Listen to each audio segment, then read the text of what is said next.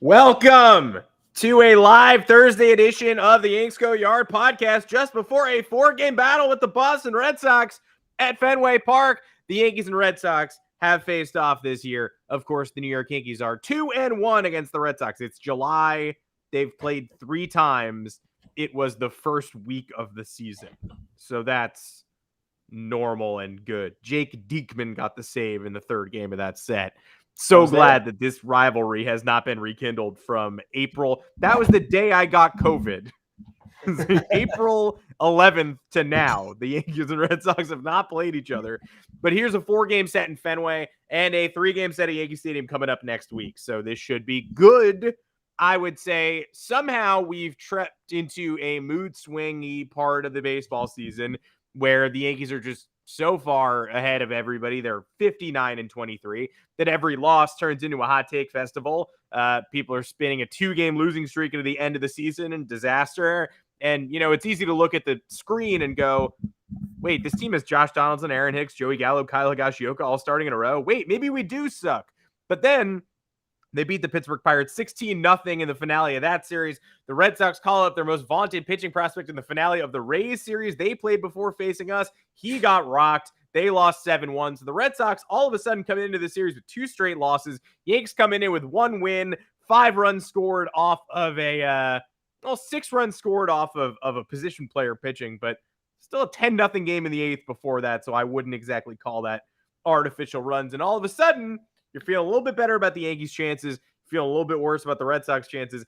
And, again, lost in the shuffle, reading Fangraphs projections for the World Series winner. I just saw them tick by. They got the Yankees as the 5th most likely team to win the World Series, the Mets in 4th. I guess we're just bored of the Yankees at this point, but they're opening this series 14 games up on the Boston Red Sox and 14.5 up on the Jays, 14 up on the Rays. They're 14 up on everybody in the AL East. And I understand that could be dull for some people. A series split, all that does is take games off the Red Sox calendar. The Red Sox look up at the end of 4 games. You win 2 in Fenway Park, the Red Sox look up at the calendar and go, we accomplished nothing. So I want a Yankees sweep. I want the Yankees to take 3 out of 4. I just want everybody to keep perspective. We're going to be keeping perspective as we preview this series. My expectations are reasonable. Just hurt them. Make them bothered. Make them look up at the end of this and feel frustrated. That's all I want. We're going to preview the whole set. Also, Chris Sale had an absolute meltdown at Triple-A yesterday. After a fine start, he's losing his mind. We're going to talk about that. And the Red Sox, every time a fan attends Fenway Park this weekend, they will be looking at a gigantic billboard of Derek Jeter lingering over the wall, thanks to ESPN. We're going to talk about that too and defend Jeter's legacy a little bit because I think the big poppy stuff and some fan gibberish recently has gotten it all mixed together again. So we'll just go through all that one more time for everybody who needs a refresher course on one of the greatest players in baseball history. Make sure to find us on Apple Podcasts, Google Podcasts, Spotify, wherever you get your podcast. Drop us a 5-star review along with a mailbag question in that review. If you want us to answer it, we will be more than happy to answer it. Thomas Carannante, welcome to the podcast. You can also find us live on YouTube Mondays and Thursdays at 2 o'clock Eastern. This is 3 o'clock Eastern. Oops. No, we did that on purpose. But Thomas Carannante, welcome to the show. I guess I forgot how podcasting works. It's been 5 full minutes, but I know you have plenty of thoughts to share on the Boston Red Sox as well. Yeah, and it was a long weekend, 4th of July weekend. Hope everybody had a good time, relaxed. We needed it. Yankees were off. And yeah, man, 16-0 win. I like that. I like it a lot. Look, Yankees lose to the Pirates. They lose the finale to Cleveland. People start to get a little antsy. You lose that 1 game to Houston, no run production. 59-23, head into a 4-game set with the Red Sox, 14 games up. There simply can't be complaining from anybody. You, me, regular fans, people who watch leisurely. You know the problems with the New York Yankees. We saw the problems with the New York Yankees last year. Like you said, you go into this series, if you're the Red Sox, you split, you've accomplished nothing. How many series did we go into last year where it's like, well, we got to take 3 to get a game, and that's going to be a lot of work. And then you come out with a split, and it's like nothing ever happened. Thankful to not be in that position this time around, but nonetheless, you know the problems with the Yankees. You and I know the problems with the Yankees. The problems still exist. The only difference this year is that the problems are not magnified as they were last year. The problems are the same. Strike out a lot. Don't get hits with runners in scoring position. going weird droughts or you're not hitting home runs, leave the starting pitching hanging out to dry. Thankfully, we're not seeing egregious base running gaffes or really, really bad defense. But the offense is boom or bust largely. And that's what we have to deal with. That's what you're going to deal with throughout a 162 game season. And I'm just here to provide perspective, because usually I'm yelling about shit and I'm mad about stuff. Simply cannot be mad if they're going into an offensive drought in the position that they're in right now. It's going to happen at some point. You saw the Yes graphic last night they put up with everybody slumping. Judge really bad these last 12 or 13 games. His average has dropped 20 points. He's still in the 280s. That's how good of a season the guy's having. Still in the high 900s for OPS. Just be thankful. Things could be a lot worse. Your team could be really bad. A lot of other guys struggling. Donaldson, you mentioned, yes, he had a home run last night. Overall has not been good. Joey Gallo was batting 30 heading into last night's game, I think, over the last 2 weeks. 30. It was 30. Kyle Higashioka, also homer, did some work last night, playing very poorly. Anthony Rizzo, not hasn't been hot either. You got to look. You know who is hot? DJ LeMahieu. I've been complaining about DJ LeMahieu for actually a decent. Every other podcast, I'm probably saying something like, "Why are we doing it?" Raised his average to 267, OBP 368. I think he's been on fire for like the last 2 weeks, which has kind of been helping the Yankees get on the board first, start rallies. Another thing that's been annoying, the Yankees haven't been the first to score. I think it was like 13 of the last 16 games or something. Something like, I think it was like 13 of the last 15 heading into last night. Yeah, yesterday, first time, long time. They, unfortunately, I've been cataloging this just because it's been making me mad, and it's not sustainable. Like, no, so the reality is, at some point the Yankees will play worse than a 59-23 winning percentage, and they're like, I think they're 10-6 in their last 16. No shame in that. It is that's the way it is. Since they lost their 17th loss was when they blew that big game to Toronto. Since then, they've lost 6 more, and that was 2.5 weeks ago. So, 6 losses in 2.5 weeks, normal behavior. For this year's Yankees, it feels like a major step back. But they blew the lead, obviously, in that Toronto game on that Sunday. And starting then, they took the first lead in the opener in Tampa, not in the next 2. Then they came home to face the Astros, did not take the first lead in any of those games. So that's 1 of 7. Yeah. Then they face Oakland and weirdly only take the first lead in 1 of those. They were down 3-0 in 2 of those baseball games. So then that's 2 out of 10. Not great. Go to Cleveland, don't take the first lead in any of those games. 2 out of 13. And then start the Pirates series, not in that one either. So 2 out of 14 to start that series. Not good. Again, no. Can this team win a miracle? Yeah. They did it to the Astros twice at the buzzer. Do they come back? Do they get down in the dumps when they fall down 3-0 to inferior or superior opponents? No. And going into the postseason, I have full confidence the Yankees can win any game as long as they keep it reasonably close entering the middle innings. But do I want to see 2 straight weeks of them falling behind every single day? No, I don't. And a lesser team would not be over 500 during a stretch like this, which occurred mostly against very good teams. The A's are obviously quite bad. They're pungent. The Guardians have been terrible. Just got 4 games swept by the Tigers after the Yankees series. So that loss in the finale, which, by the way, almost another no-hitter. They got 1 hit. So that doesn't exactly, I'm not going to sing their praises for that one. The first Pirates loss is definitely one of those very familiar losses where just nothing is going right, where you're watching the game going, throw the records out the window. The Pirates are on every pitch, and part of that's Tyone struggling, which has been a reality lately. His last 6 starts has got it over a 6 ERA. But those 2 games in a row they just lost.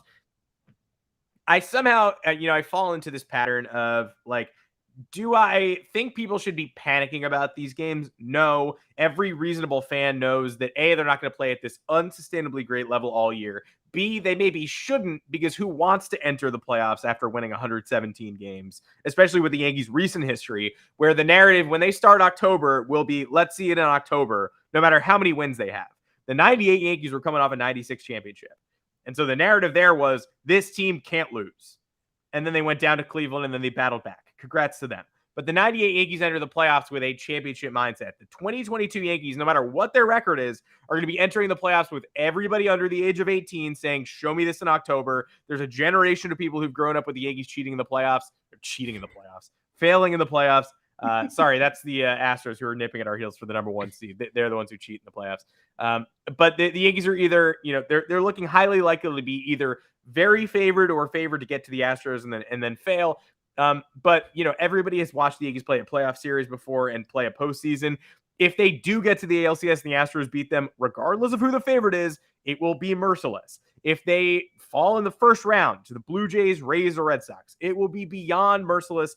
And the attitude entering the postseason will be people waiting for the Yankees to fail. So we understand why people are taking these 2 games against the Guardians and against the Pirates that seriously, even though the series ended with a 16-0 Yankees victory. Obviously, you should not be overreacting to what you just saw, even the last 2 weeks of baseball. Even me saying I wish they wouldn't fall behind so much. It's just me categorizing an annoying trend. It's not me saying this is the beginning of the end or the end of the end or the middle of the end or what have you. It's just me saying to keep notice. So I sort of fall on either side, though. I think it's fair to complain. I think it's fair to say this is frustrating. I do not want to see this team go behind 2-0, 3-0 every single day, regardless of the opponent. And watching the starting pitching regress a little bit has been frustrating. That said, I don't think it's fair to snap at people who are just saying this is annoying. I also don't think it's fair for the gloom and doomers to say Boston's already on our heels. This is embarrassing. It's 14-game lead. If the absolute worst case scenario happens in this 4-game series, the Yankees are up 10, which is roughly where they were like a week and a half ago. Yeah. They were up 15 at their highest point. That got down to 11 during the middle of the Astro series, almost fell to 10. Aaron Judge saved them in the finale there. They are up 14 entering this series. You could not ask them to be in a better position entering this series against the Red Sox team that is 9-18 against the AL East this year, which when their schedule has leveled up to the varsity, they have taken a major step back. And those 2 games they just lost in Tampa against Tampa in Boston, 2 of the worst losses you'll see heading into a series of this importance. They win the first one going away without a starting pitcher. They lose the second one. Their ace, Nick Pivetta, gets stomped 7 earned runs by a team that doesn't hit. The Rays don't hit. Outside of Isaac Paredes, the Rays do not hit. Wander Franco has been below average this season in many respects, roughly average. They call up their top prospect, Brian Bayo, who it still makes me mad. His name is not Brian Bello, like Brian Fellow Safari Planet, but it's Brian Bayo, and he also gets destroyed, and they don't do anything against Corey Kluber. They lose a Yankee game. They lose a 2021 Yankee game. They put all this hoopla around the game. You got guys talking about this is the next Pedro Martinez, which is both embarrassing and premature, but also exactly what you'd expect from Boston. Then he's not prepared. He's not very good. Dennis actually spends the whole pregame going, look at this kid. He's got it. He's running on the mound. If anybody's ready, he's ready. He's not ready. That's classic Boston to think. Also, somebody running on the mound is an indicator of future success.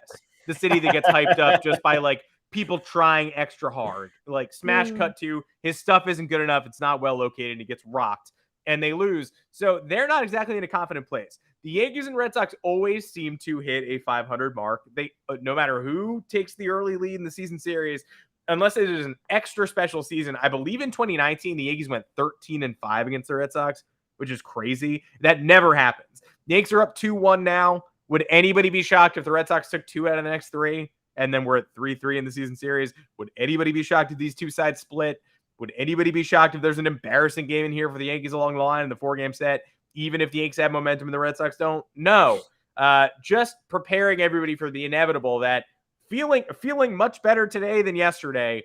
But, odds are always in the favor of, if you're going to take, I'm always going to bet on a Yankees-Red Sox series evening out to, 500 exactly, 9 apiece on each side, or one team goes 10-9 against the other. That's just how it always goes.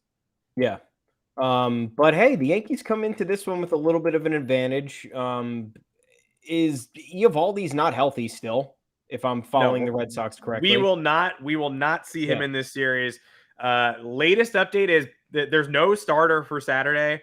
Both Bayo and Chris Sale are in the Red Sox clubhouse right now, but they also both started on Wednesday, which they can't start. There's no way they're starting Saturday. I mean, they would be starting, whoever that is would be starting the first game next week after the series is over.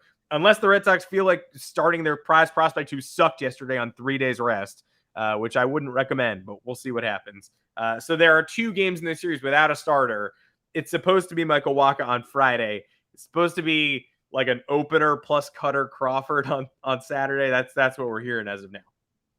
Yeah, and look, another thing you have to look at here that's actually a pretty big advantage is Garrett Cole gets the weakest link out of all the pitchers. He gets Winkowski tonight. And I think Garrett Cole needs that because he's not been good against Boston. He's been really bad in Fenway Park. And the Yankees coming off a 16-0 win. Yeah, maybe that could indicate the offense is starting to maybe get back on track a little bit. I know they've had these out. They scored 13 runs against Cleveland. I know the offense hasn't really gone anywhere, but it's been oddly inconsistent, and it hasn't been as aggressive as we had seen earlier in the year. So maybe Cole goes out tonight and shuts it down. He doesn't have to worry about facing an ace on the other side of the hill. He doesn't have to really worry about the Red Sox being on fire because they're not. They've lost 6 of their last 9. And like you said, got outscored 15-5 these last 2 games against the Rays, which is fairly embarrassing. Especially when they had Pivetta on the mound on Tuesday, did not go well.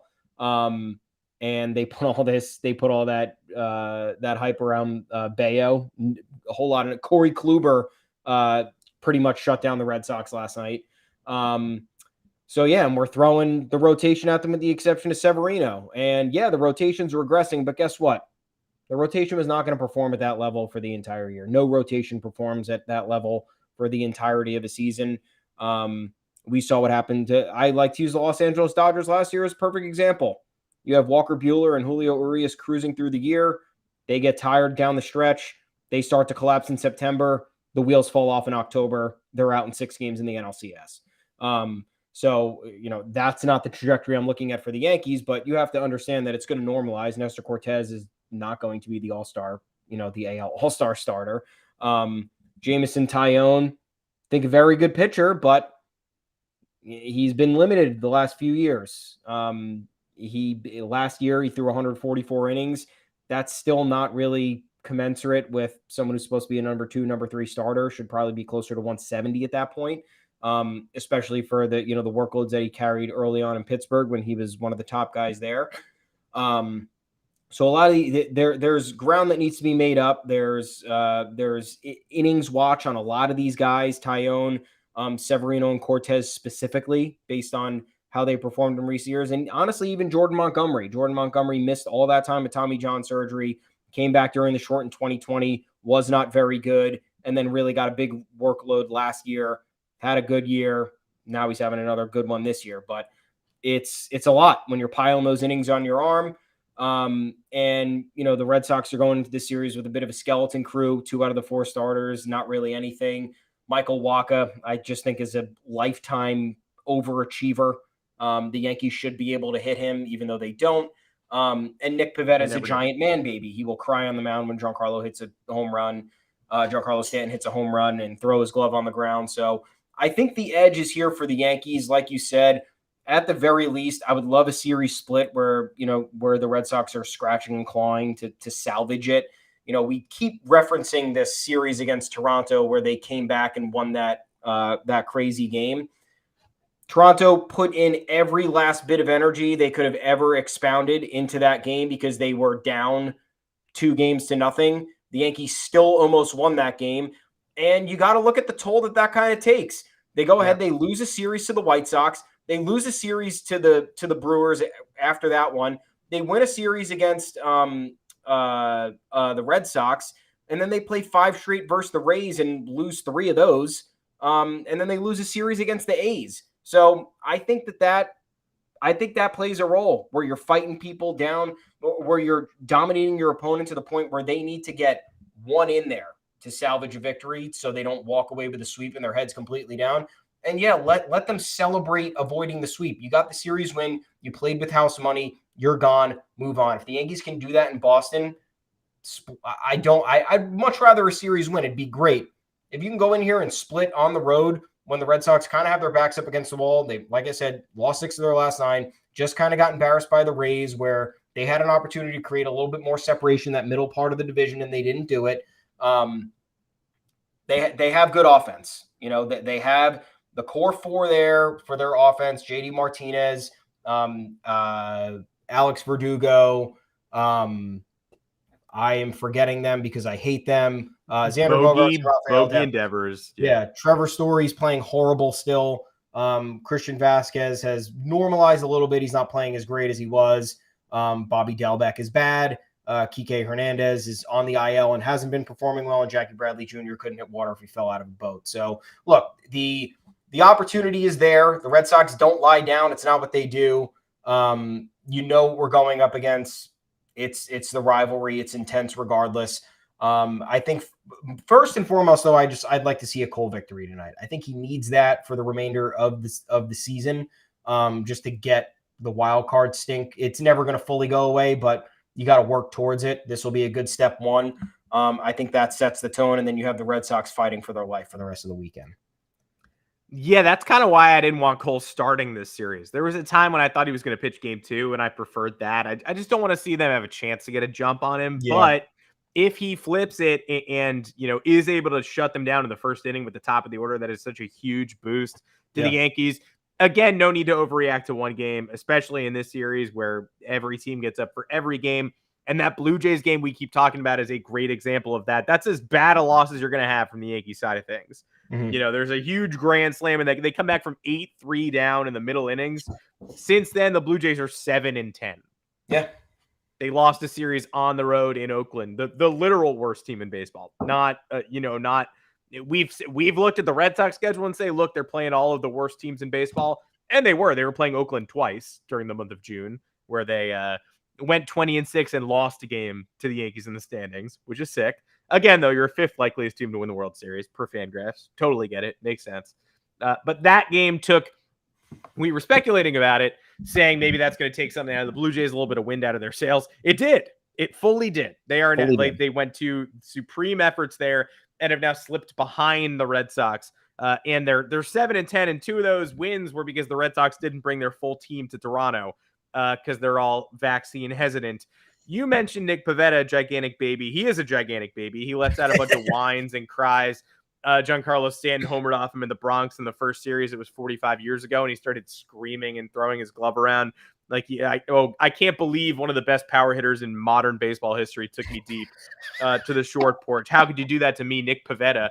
He also cleared the benches in Toronto by fighting with Vlad Jr., and he was so pissed at himself for yanking one up and into Yandy Diaz 2 days ago that he started swearing at himself, and then Yandy Diaz started trying to fight him, and then he was like, no, I was just being a huge baby, yelling at myself. I don't care about you. I'm just a wiener dog.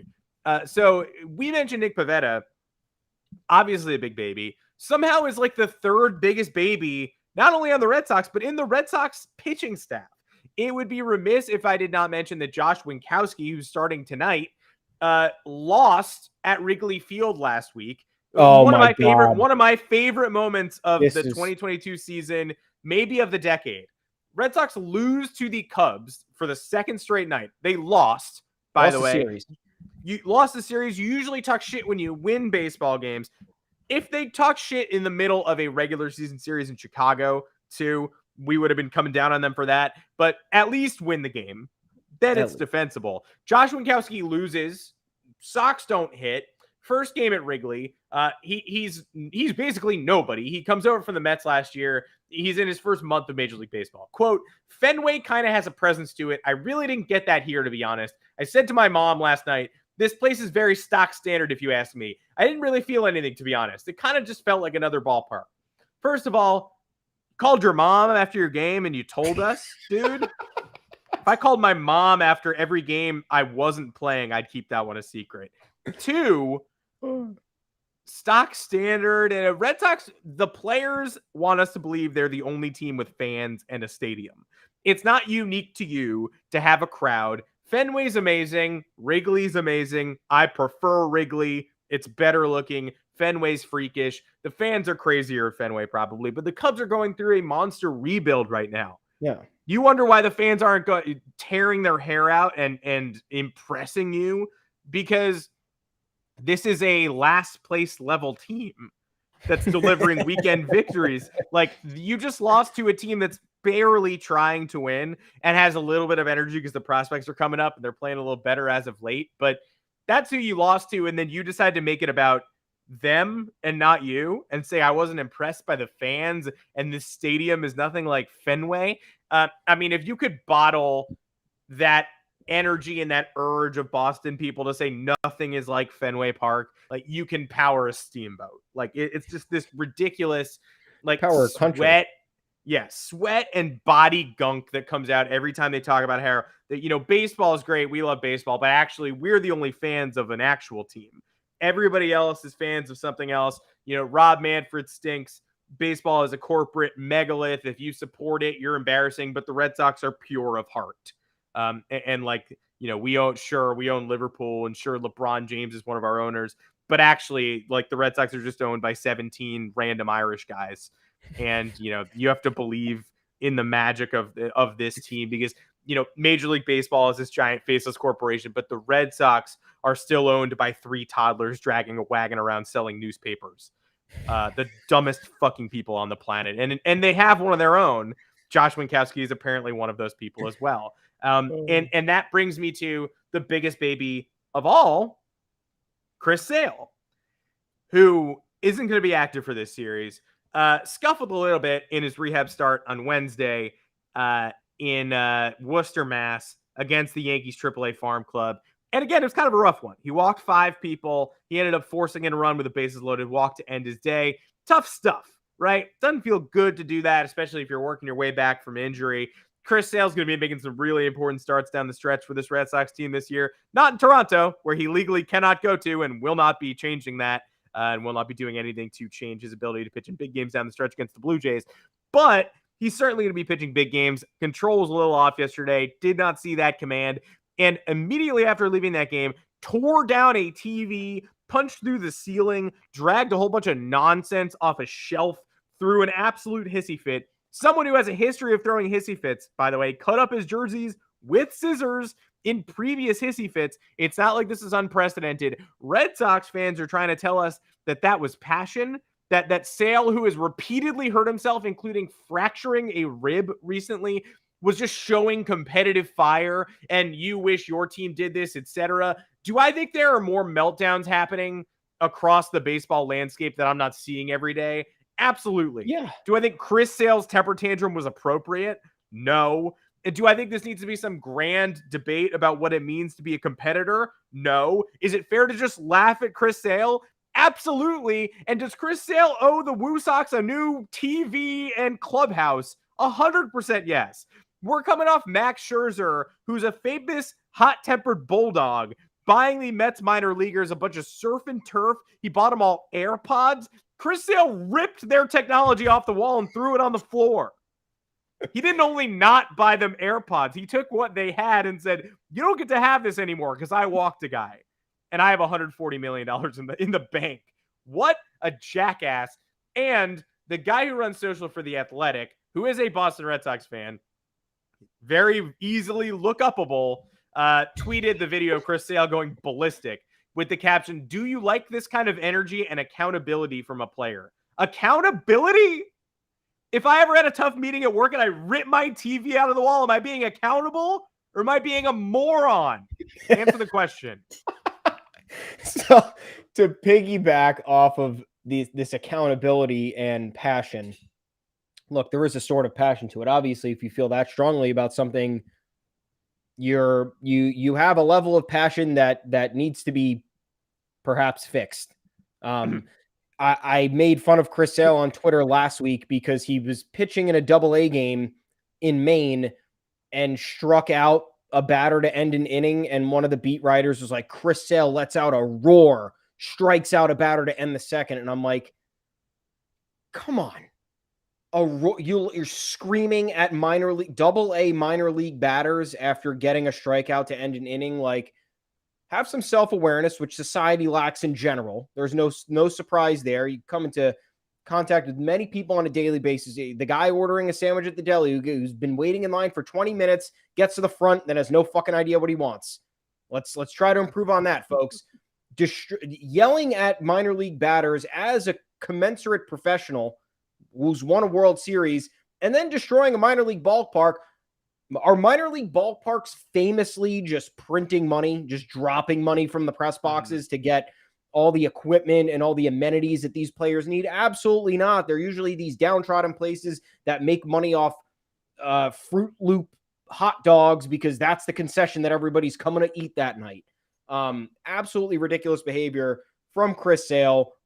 Honestly, like, we see meltdowns all the time. You see someone break a bucket of seeds in the dugout or destroy a water cooler, and that's different. That's the professional level. You're in a dugout with other professional players who have been around that and understand that. I don't know if a lot of Triple-A guys, I don't know how young at least these guys are or new they are to the Triple-A level, have seen something like that. Double-A guys, I don't know. Chaim Bloom appeared on the radio today to talk about this because Chris Sale obviously is not going to talk about this. No, he never will. He will never apologize. The reason he's avoiding the series. Chaim Bloom said, quote, "That's who he is. There are plenty of guys, including somebody we all love who is going into Cooperstown later this month," referring to David Ortiz, who has been Hodges. Oh yeah, big stuff like that when they're frustrated during a ball game. It happens. It probably happens more than people think, and with guys that you might never suspect. So it's something we never condone. But there's a lot of passion in the game, and when you have someone who holds himself to a high standard as Chris does, and who cares as much as he does, sometimes that passion is going to express itself in different ways. A very, very generous and light way to talk about how somebody has unhinged mental issues, or unhinged anger issues. I'm sorry. And also, I mean, David Ortiz is insane. But comparing that to David Ortiz, like, first of all, it's not the same. But second, if David Ortiz destroying a phone with a bat is the positive comparison, can we maybe say David Ortiz destroying a phone with a bat is also embarrassing? It's also whiny. Yeah. It's a little bit much, but look, we love Paul O'Neill. Paul O'Neill was always doing shit like this. He was throwing his helmet down the first base line. He was throwing everything just for grounding out. So, the passion, I understand. The passion is there for a lot of guys. This is their profession. It's at the highest level. There's eyes on them all the time.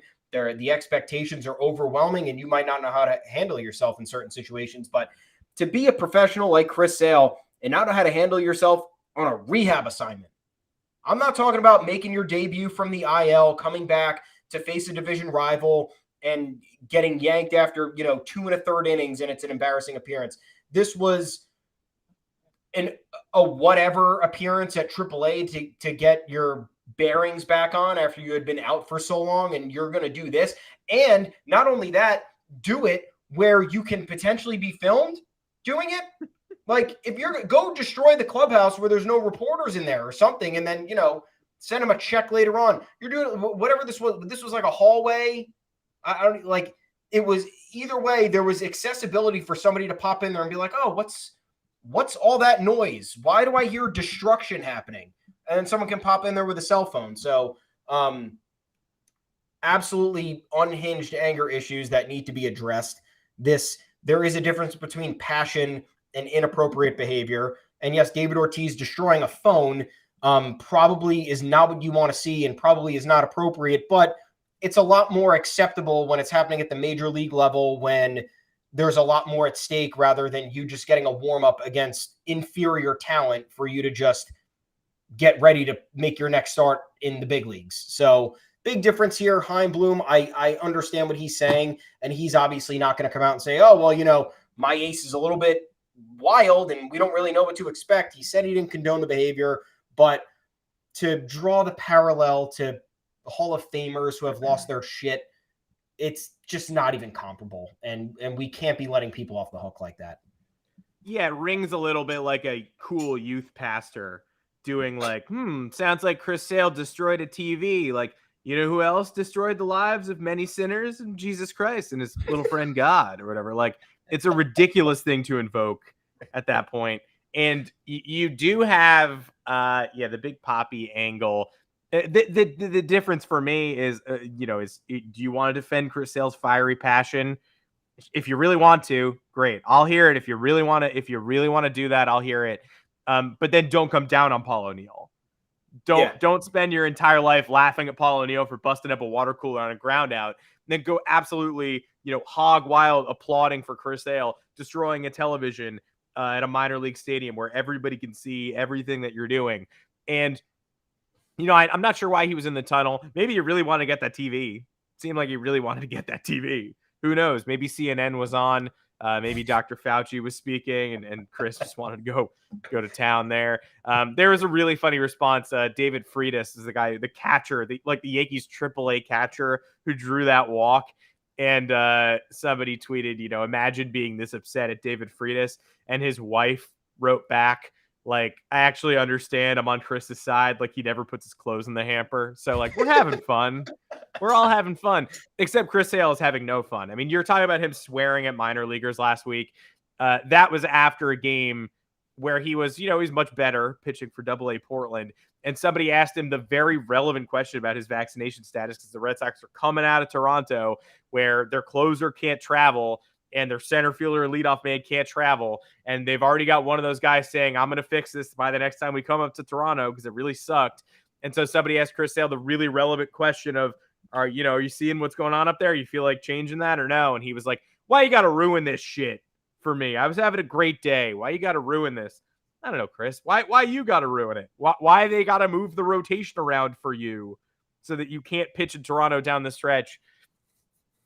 There's never been a more hateable Red Sox as long as I've lived. I really thought Kevin Youkilis and Dustin Pedroia were the top of the upper echelon, and how wrong I was. This guy is in a league of his own.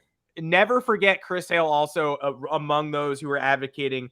He was basically threatening to boycott the White Sox if they said they couldn't hang out with a 12-year-old boy in the clubhouse. When Adam LaRoche's teenage kid was in the clubhouse, Chris Sale's like, if you kick him out, you're going to kick me out too. It's like, why do you love this boy? I think we're going to look back in history at that White Sox team as the weirdest, least cohesive team of all time. Staged a walkout because we're taking a teenage child out of your locker room. Not a bat boy, not a coach, just a guy. Kid getting homeschooled on the road. Getting homeschooled on the road instead of going to actual class. We should all check up on Adam LaRoche's kid at this point. I'd be intrigued. If Adam LaRoche's kid saw the example that Chris Sale was setting by destroying that TV, man, he would be a different man today, be on the streets. Thank goodness we got him out of that clubhouse, because if he was still following Chris around, we'd be in a much worse position today. Let's talk before we wrap about the Derek Jeter billboard trolling Red Sox fans as they enter Fenway Park this weekend.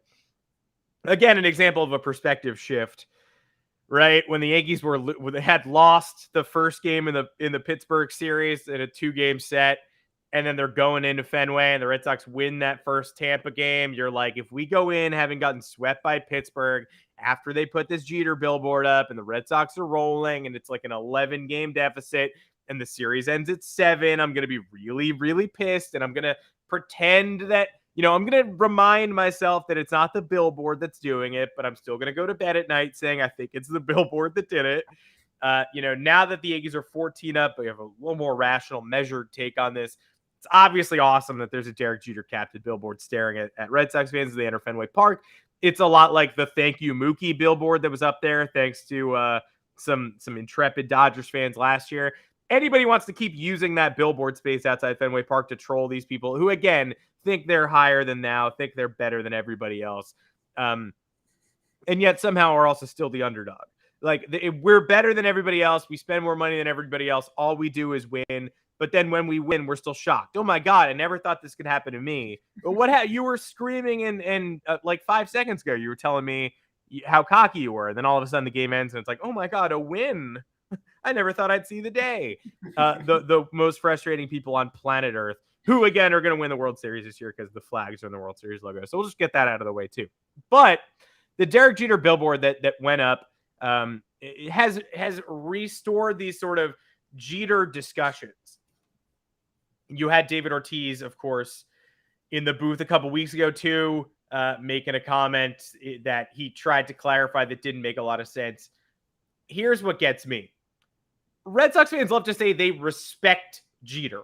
And then they call him the most overrated player of all time 1 sentence later. Well, not a bad player, just overrated compared to what he actually was. Yeah, no, I've heard it before from you. I've heard it a million times. So what does that mean? Are you giving me the Big Papi argument that he would have been just some guy if he played in Kansas City? Because, yeah, some guy with the 6th most hits in MLB history, right? That's a lot of hits. He actually might have been more revered in Kansas City. I'll die on this hill, where he wouldn't have gotten lost in the shuffle or been on the same pedestal to receive all this excess hatred. You see how much they love George Brett, right? People go nuts for small town heroes. Imagine Jeter just dominating without the New York media. People hate New York. People don't care about these small town teams. Even if he never played defense in his life, he'd be an all-timer. But luckily, his motor never stopped running, which led to some of the quintessential singular defensive highlights of the modern era, the dives into the stands, the flip. UZR has no idea what to do with the flip. So I'm sorry he didn't always have to jump throw when he jumped through. Sorry it was exciting for you to watch. Sometimes it's about the show, and nobody was a better show than Jeter. A 7-part show on ESPN, actually. And by the way, no kid ever imitated Mike Lansing. There's a reason everybody loved him. Yeah. Yeah. And, you do have the fans who are, respect him. And then, I know starting 9 is not all Red Sox fans, but then they tweet out the picture of him diving into the stand saying it was, the most overdramatic move in baseball history, which I don't even know how it is. You're just sprinting full on and have your knees cut out from underneath you. So I don't even know.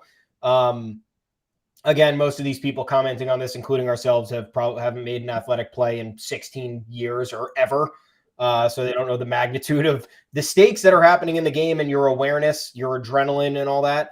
But yeah, I mean, to call somebody overrated who played a consistent 20 years in the bigs, achieved everything that he did, missed out on unanimous Hall of Fame induction by 1 single vote. The Yankees, once again, who are notoriously hated for the success that they have achieved over a century, longer than a century. This man was revered by almost everybody. He was loved by the media. Obviously the writers respected him a great deal. He does plenty of charity work. He's someone who was, consistent throughout his entire career with welcoming in other personalities. I mean, we can talk about A-Rod coming in and that dynamic kind of smoothing itself out because it was a situation that the Yankees kind of needed to work. But how many of those situations do you see elsewhere that don't work out when you have 2 big heads in the same room and people who kind of can't handle the dual spotlight or the types of the dynamic in that situation where somebody wants more or somebody feels like they're not getting enough or they feel disrespected or they feel overlooked. That happens often. That happens on a lot of teams where just look at every example when there's a free agency splurge on any team in any sport. Any team in any sport, it never works out year 1. Never does. There's always a troubling dynamic. Something doesn't work. Falls by the wayside. Team wastes a lot of money. Hype goes to nothing, and then you miss the playoffs and you're a joke. Except for us in 2009. Yes, honestly, yes. One time. Yeah, one time. And the common denominator there was Derek Jeter. I think a lot of players wanted to play with Derek Jeter. You look at every opposing player who has ever talked about Derek Jeter. There are no bad words to be said.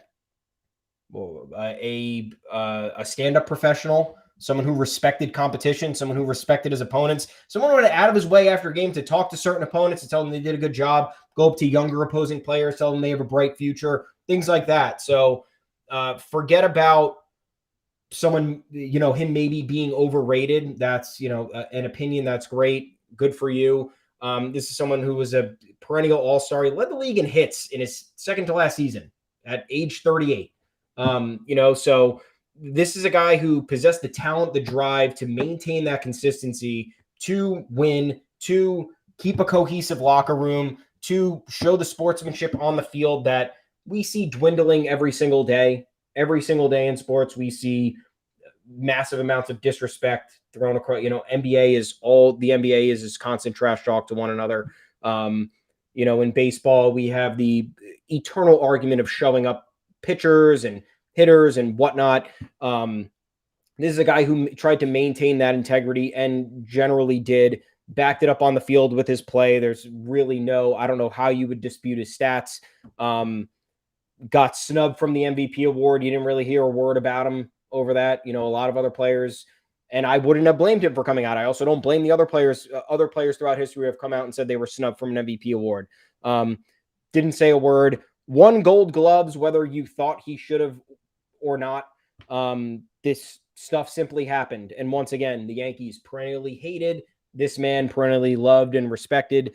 So I don't understand the hate, although I don't like the billboard outside of Fenway. If I'm going to segue that really quickly, I don't like the juju that sends. We joke about it all the time. Red Sox fans their blood is pumping through their veins so they can come up with a contrived narrative to gain more motivation.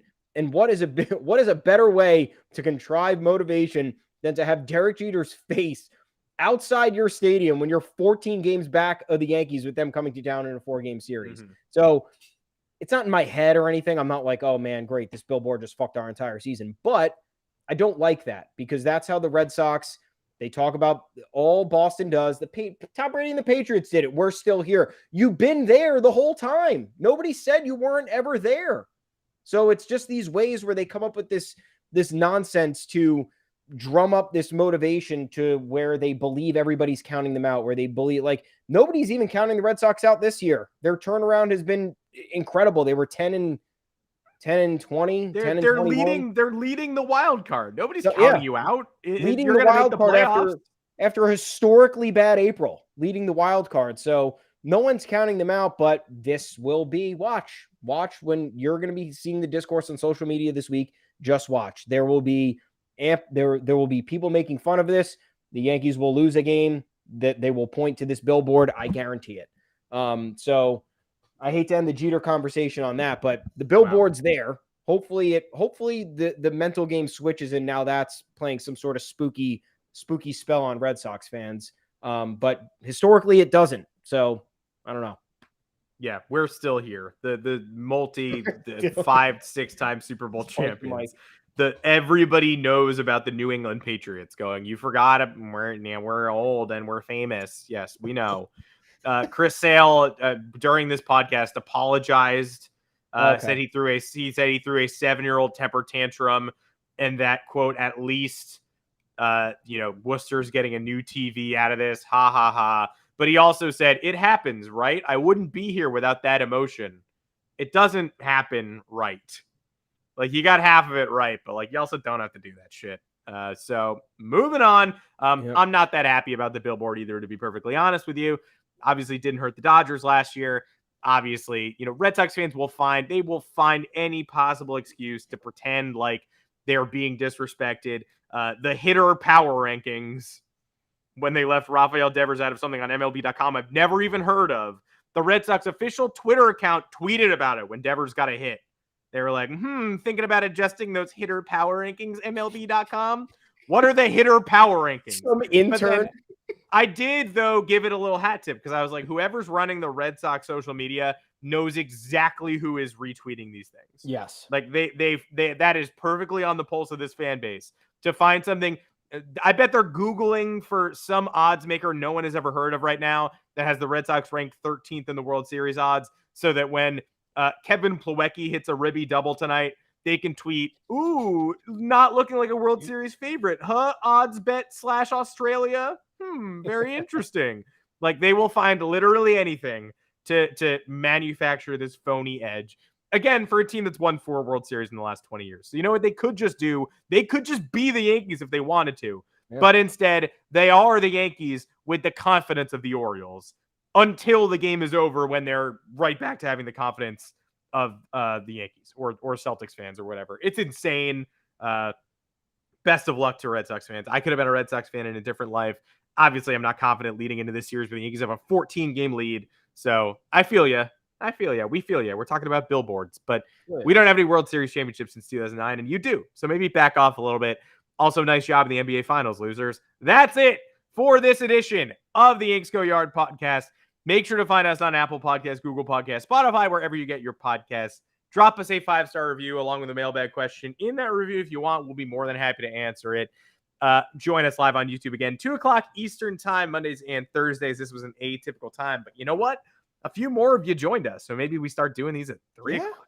I'm just throwing that out there. We'll talk about that later. That's a little strategy talk, peek behind the curtain. Yeah. Until next time, I'm Adam Weinrib. You can find me on Twitter at Adam Weinrib. New York Yankees are at Fenway Park. That's where you can find them. 4 times. Let's whip. Thomas Carannante, where can the people find you?